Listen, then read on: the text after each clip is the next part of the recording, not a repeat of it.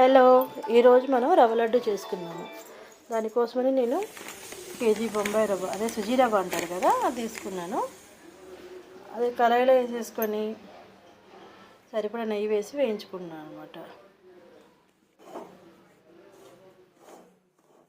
నెయ్యిలో బాగా brown colour వచ్చే వరకు వేయించుకోవాలి దీన్ని.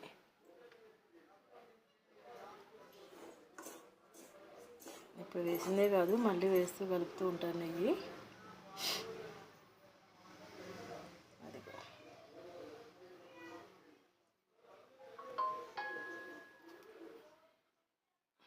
అలా రవ్వ మొత్తం అది బ్రౌన్ కలర్లోకి రావాలి, మంచి గోధుమ రంగులోకి రావాలి.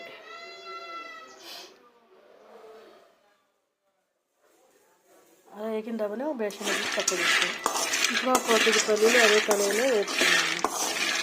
పక్క పల్లీలు వేయించుకుంటూనే కొబ్బరి కూడా రెడీ చేసుకొని మిక్సీ పట్టుకున్నాను అనమాట.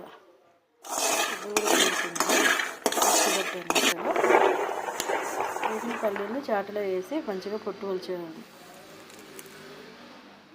అప్పుడు మిక్సీ పట్టుకున్న కొబ్బరిని అదే కళాయిలో వేసేసి నెయ్యి వేసి కొంచెం వేయించుకున్నాను.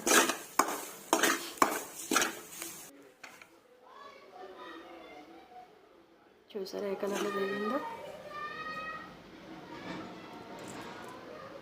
ఇప్పుడు యాలకులు కొంచెం పంచదార వేసేసి, అంటే యాలకులు పంచదారతో మెరుగుతాయి కాబట్టి అలా యాలకులు వేసి పంచదార మిక్సీ పట్టాను. అది కూడా రవ్వలో కలుపుకుంటున్నా. వేయించిన కొబ్బరి, పల్లీలు ఇవన్నీ బేషన్లో ఉన్న బొంబాయి రవ్వ కలుపుకుంటున్నాను. ఇప్పుడు పంచదార దగ్గర అది కూడా 1/2 కేజీ వేసాను అనమాట. అది లావుగా ఉండటం వల్ల కలవట్లేదు అనేసి మళ్ళీ మిక్సీ బట్టి వేసాను. ఆ పంచదార కూడా దాంట్లో వేసుకొని మళ్ళీ అంత మంచిగా కలుపుకొని మళ్ళీ కొంచెం నెయ్యి కూడా వేసుకున్నాను నేను.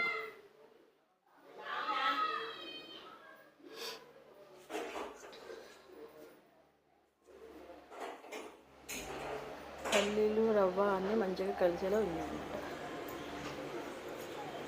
కొంచెం ముద్దవడానికి కొంచెం పాలు కూడా పోసాను, అది తృప్తి లేదు. అలా ముద్దగా లడ్డూలా చేసుకుంటూ రౌండ్గా లడ్డూ చేసుకున్నాను.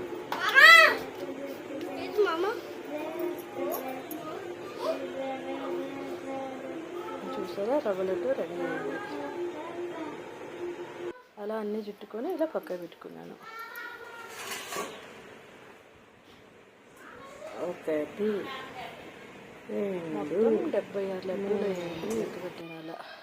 అది 71 72 73 74 75 76. Please subscribe my channel, support my business. Thank you.